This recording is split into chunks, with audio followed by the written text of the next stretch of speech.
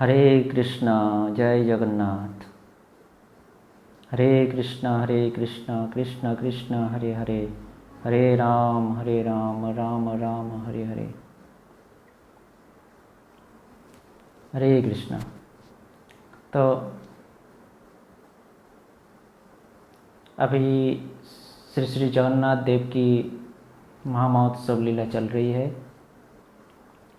तो ये जो जगन्नाथ, बलदेव और सुभद्रा महारानी के जो उत्सव है, वार्षिक महोत्सव, रथ यात्रा महोत्सव, ये बहुत ही महिमान्वित है, जो कि वर्ष में एक ही बार भगवान जगन्नाथ देव हम जैसे पतित जगतवासियों को कृपा प्रदान करने के लिए इस रथ यात्रा महोत्सव को हमारे सामने उपस्थित किए हैं, हमारे सामने प्रकाश किए हैं भगवान जगन्नाथ देव अपनी इस लीला को। तो हम ये जो भगवान जगन्नाथ और बलदेव की डिटीज़ है, जो विग्रह है, इसमें हमें 3 विग्रह दर्शन मिलते हैं, जगन्नाथ, बलदेव और माता सुभद्रा। तो हम जब विग्रहों को दर्शन करते हैं, जगन्नाथ, बलदेव, माता सुभद्रा की, तो हम देखते हैं जगन्नाथ जी के नाक में नथनी है, जगन्नाथ और बलराम के नाक में नथनी है। तो यह दर्शन करके हमें, हमारे मन में ऐसा प्रश्न उठता है, हमारे बीच में ऐसा प्रश्न आता है, कभी कभी ऐसा प्रश्न प्रस्तुत होता है, ऐसा प्रश्न आता है, भक्त लोग ऐसे प्रश्न करते हैं कि जगन्नाथ और बलदेव के नाक में नथनी क्यों है। ये नथनी साधारणतः माताएं पहनती है, तो जगन्नाथ बलदेव के नाक में नथनी होने का कारण क्या है, इसका रहस्य क्या है, क्यों जगन्नाथ और बलदेव नाक में नथनी पहने हुए हैं। श्री कृष्ण के विग्रह में, डिटीज़ में या चित्रपट में हम लोग श्री कृष्ण के नाक में नथनी नहीं देखते हैं, परंतु ये जगन्नाथ के नाक में, बलराम के नाक में नथनी क्यों है। तो इस प्रश्न का उत्तर पाने के लिए हमें सर्वप्रथम जगन्नाथ जी कौन है, इसके बारे में जानना पड़ेगा। जगन्नाथ है कौन। तो इसके उत्तर में, जगन्नाथ है कौन, इसके उत्तर में वासुदेव घोष ने उनके भजन में स्पष्ट रूप से बताए हैं कि जगन्नाथ कौन है। उसमें अंतिम लाइन में, उसके भजन में अंतिम लाइन में वासुदेव घोष ने लिखे हैं, वासुदेव घोष कहे कोरी जोड़ हाथ, जय गौर से कृष्ण से जगन्नाथ। वासुदेव घोष जोड़ हाथ करके कह रहे हैं कि हे भक्तों, जो गौर है वही कृष्ण है और वही जगन्नाथ है। अर्थात गौर, कृष्ण और जगन्नाथ में कोई अंतर नहीं है, अभिन्न है गौर, कृष्ण और जगन्नाथ। तो ये जगन्नाथ जी स्वयं कृष्ण का एक प्रकाश विग्रह है, भगवान श्री कृष्ण का ही एक प्रकाश विग्रह है जगन्नाथ, जगत के नाथ। जगन्नाथ शब्द का अर्थ होता है जगत के नाथ, जगत जोड़ नाथ, जगन्नाथ। इस शब्द का अगर संस्कृत में विश्लेषण किया जाए, जगत और नाथ का संस्कृत में विश्लेषण किया जाए, तो जगत शब्द का अर्थ होता है विश्व और नाथ का शब्द का अर्थ होता है ईश्वर। जगत का अर्थ है संपूर्ण विश्व और नाथ का अर्थ है ईश्वर। अर्थात इस जगत के जो ईश्वर है, इस विश्व के जो ईश्वर, वह कौन है? स्वयं जगन्नाथ।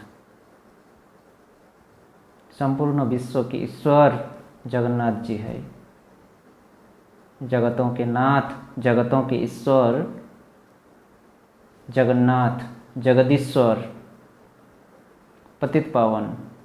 ते जगन्नाथ अत्यंत दयालु है। हम भगवान श्री कृष्ण का विग्रह अगर दर्शन करना चाहते हैं, भव्य सुंदर विग्रह अगर भगवान श्री कृष्ण का दर्शन करना चाहते हैं तो हमें उनके मंदिरों में जाना पड़ता है। परंतु ये जगन्नाथ जी इतने दयालु है, इतने कृपालु है भक्तों के प्रति कि वह अपने रूप को, सौंदर्य को दिखाने के लिए मंदिर से बाहर आते हैं। मंदिर से बाहर आकर वे अपने भक्तों को दर्शन देकर, भक्तों को कृपा प्रदान करके उनको कृपा प्रदान करते हैं और भक्तों को इस जन्म मृत्यु जरा व्याधि के चक्र से मुक्ति प्रदान करते हैं। जगन्नाथ जी के इस विग्रह को जो दर्शन करते हैं, विष्णु पुराण इत्यादि पुराणों में जगन्नाथ जी की जो महिमा है वहाँ पर वर्णन किया है कि जगन्नाथ जी के दर्शन से ही उसको इस भौतिक जगत में जन्म मृत्यु जरा व्याधि के चक्र से मुक्ति हो जाती है। बार बार उन्हें इस जन्म मृत्यु जरा व्याधि के चक्र में आना नहीं पड़ता है, जगन्नाथ के इस रूप को दर्शन से ही। तो जगन्नाथ जी इतने कृपालु है कि वह हमें दर्शन प्रदान करने के लिए, वह हमें कृपा प्रदान करने के लिए स्वयं मंदिर को छोड़कर राजपथ में निकलते हैं दर्शन देने के लिए। और यही है भगवान श्री जगन्नाथ जी की यह रथ यात्रा महोत्सव। तो हमारा प्रश्न था, भगवान जगन्नाथ जी के नाक में, बलराम जी के नाक में नथनी क्यों दिखाई देते हैं? ते जगन्नाथ जी, हम वासु घोष के इस भजन से हमें यह पता चला कि जगन्नाथ और कोई नहीं है, स्वयं भगवान श्री कृष्ण है। बलराम स्वयं बलराम जी है, अनंत शेष बलराम है। ते जगन्नाथ और कोई नहीं, श्री कृष्ण है। ते भगवान श्री कृष्ण जब वृंदावन में विहार कर रहे थे, नंद और यशोदा के पुत्र के रूप में जब माता यशोदा के घर में विहार कर रहे थे, लीला कर रहे थे, क्रीड़ा कर रहे थे, उस समय माता यशोदा क्या करती थी?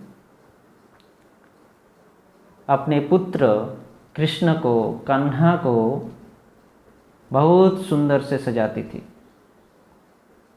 वो कृष्ण को माता यशोदा विभिन्न अलंकारों से सुसज्जित करती थी और इससे माता यशोदा बहुत खुश होती थी और श्री कृष्ण भी अत्यंत संतुष्ट होते थे।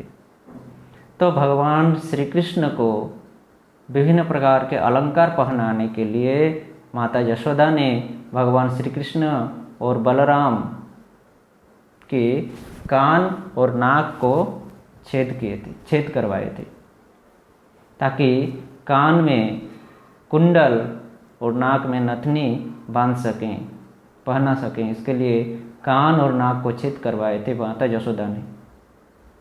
और माता यशोदा श्री कृष्ण और बलराम को सजाते थे विभिन्न प्रकार के अलंकारों से।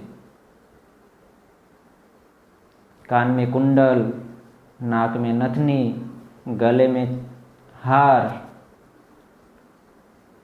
कमर में चेन, पैरों में नुपुर, पायल। और यह सब अलंकार से जब भगवान श्री कृष्ण को, बलराम को माता यशोदा सजाती थी अपने हाथों से, तो माता यशोदा अत्यंत आनंदित होती थी, खुश होती थी और कृष्ण भी माता यशोदा के प्रति अत्यंत संतुष्ट होते थे। सिर्फ यह नहीं, माँ यशोदा वो ही खुश होती थी और कृष्ण इससे संतुष्ट होते थे, यही नहीं, ये जो अलंकार है ये भी अपने आप को बहुत धन्य मानते थे। वो सोचते थे कि हमारा कितना सौभाग्य है कि मैं भगवान की सेवा में लग रहा हूँ, भगवान की सेवा में लग रहा हूँ। ये अलंकार भगवान के अंगों को स्पर्श करने से, ये अलंकार वस्त्र भगवान के अंगों के स्पर्श करने से दिव्य बन जाते थे और उनकी सुंदरता और बढ़ जाती थी। भगवान के श्री अंगों को, ये सौंदर्यपूर्ण अंगों को स्पर्श करने से वस्त्र और अलंकार की जो सौंदर्यता है वो और बढ़ जाती है, क्योंकि भगवान श्री कृष्ण के अंदर सभी प्रकार की सौंदर्य भरा हुआ है, पूर्ण रूप से विद्यमान है। इस प्रकार से माता यशोदा नथनी और कान में कुंडल, नाक में नथनी और कान में कुंडल पहनाने के लिए कान और नाक में छेद किए थे, और माता यशोदा स्वयं अपने हाथों से नाक में नथनी पहनाते थे, कानों में कुंडल पहनाते थे, गले में हार पहनाते थे, कमर में चेन बांधते थे, पैरों में पायल बांधते थे।